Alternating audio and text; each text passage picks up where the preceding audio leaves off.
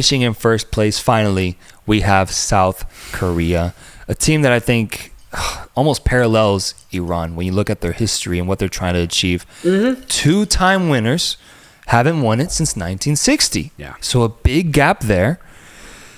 Currently coached by none other than ex-USA coach Jurgen Klinsmann. Crazy. Undefeated in their last 8 games. But brother, do they have some fucking names. And let me just take a moment to... Can I get a spotlight on me, please? Let me get to the lighting shift here. Heung-min Son. Heung-min Son. When you think about guys like what Sadio Mane meant to Senegal in that AFCON winning run, what Lionel Messi meant to Argentina in his World Cup run, the exact same thing can be applied to Heung-min Son and this current South Korean team. There's an argument, which I actually think he comfortably wins, in that he is the best player at this tournament. A world-class player that has been performing at the highest of levels for like 8 years now.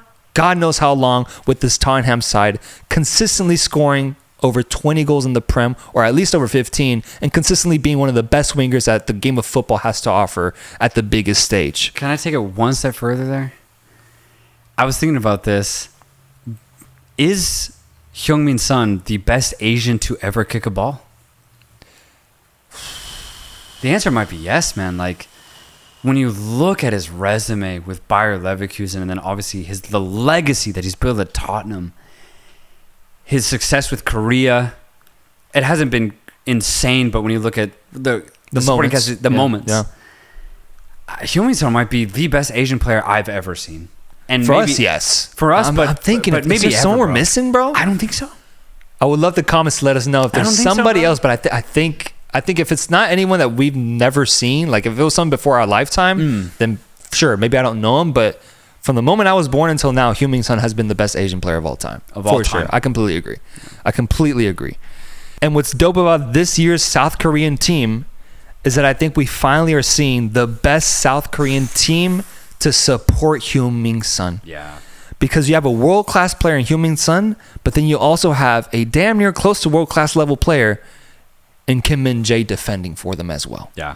They have some names, bro. They have some names that I think puts them immediately into the title contender conversation. Being led by Jurgen Klinsmann, let's see what he can do with this team. And with so many guys, Hee-chan Hwang, Kang-in Lee, Im Byung-hwang, Jae-sung Lee. Any other ones you want to mention? Did you say Hwang Hee-chan? Yes, Wolves? I did. Jung Woo-young. Okay. Jung Woo-young plays for Stuttgart. Yes. Plays for Stuttgart.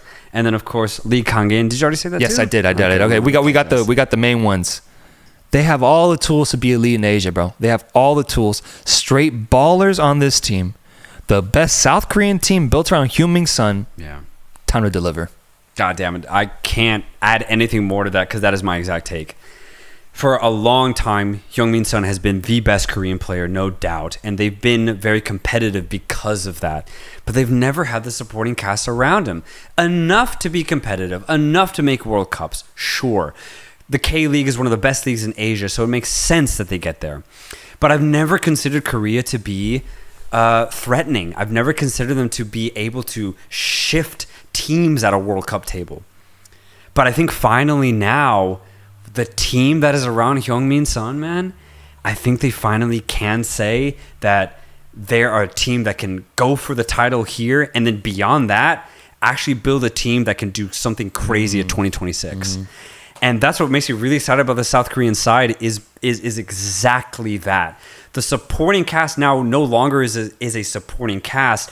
In each position, you have a player that has their own narrative at club level in Europe, just like Heung-min Son did 10 years ago.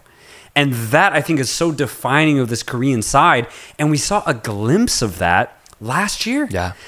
I had Korea doing pretty much next to nothing at last year's World Cup. But let's be honest, they had some of the more entertaining games at the World Cup last year. But why? It was because of the amount of offense that they focused on in every single game.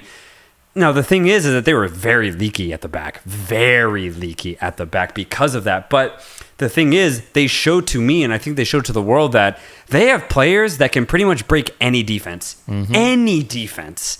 And that's going to go a long way here. That's the one thing they need to fix. If they can find the balance between their offensive line scoring as many goals as they do and not being leaky at the back, then Korea might be the next best team beside Japan. Yeah. And that's scary because you get a Japan-Korea semi or final, and I don't know if I could tell you who wins. I really don't know. That's top quality football right there. And that's so exciting to think about. But that's what Korea need to figure out. Can they find the balance? Can they find that transition between defense and offense? If the answer is yes, then Korea can do something crazy at this Asian Cup. Yeah, I think South Korea represents kind of that discussion a lot of people are having of Asian football being on the rise. Obviously, Japan is like the poster boy for that. Yeah. But the fact that South Korea has improved upon themselves, Iran too, and Australia always being so strong, it represents just where this sport is heading over in Asia. And I'm so happy about that because, yes, South Korea for so long has been a team that you kind of walk over in the World Cup stage. I mean, Mexico did it to them in 2018, and it took a disastrous Germany team to lose against South Korea. Massive result for them, but that's when that South Korean-Mexican unity happened, was because South Korea defeated Germany. This last World Cup, I think, was very indicative of where they're trying to go. The amount of crosses, bro, that they sent in was insane. They had such an incredible offensive approach that I loved. And I'll never forget Heung-min Son run against, I think, Portugal in the very last minute. Went on an insane dribbling run, where he then found Hee-Hwan Chang at the very end of it, scored a goal to tie the match or win it. I can't remember. But it was an insane moment. Heung-min Son on his knees crying after the final whistle because they had qualified through. They ultimately ended up losing to Brazil 4-1, but what this team achieved at this past World Cup, I think, is just so indicative of where they're trying to go, what they represent in Asia, and how they're finally, I think, seriously, at least to me, being considered a title contender for the AFC Asian Cup. And I'm going to get a little personal here. The Jurgen Klinsmann connection is really interesting for me.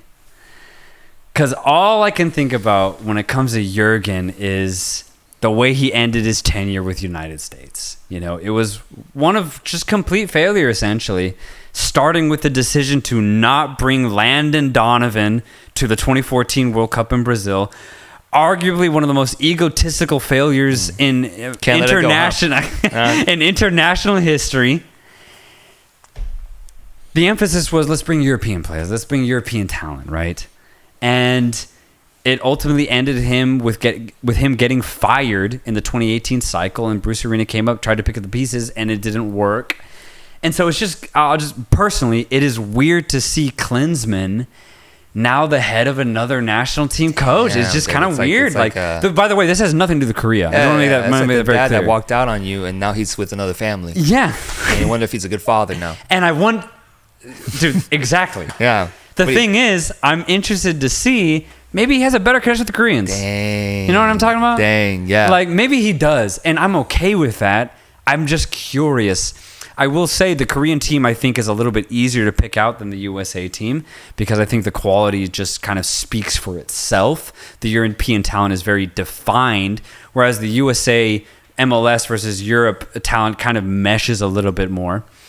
All I hope is that Klinsmann doesn't detract from Korea's offense. That's it. If he lets them play football in the offensive end, then I think Klinsmann will have done a great job with his Korean side.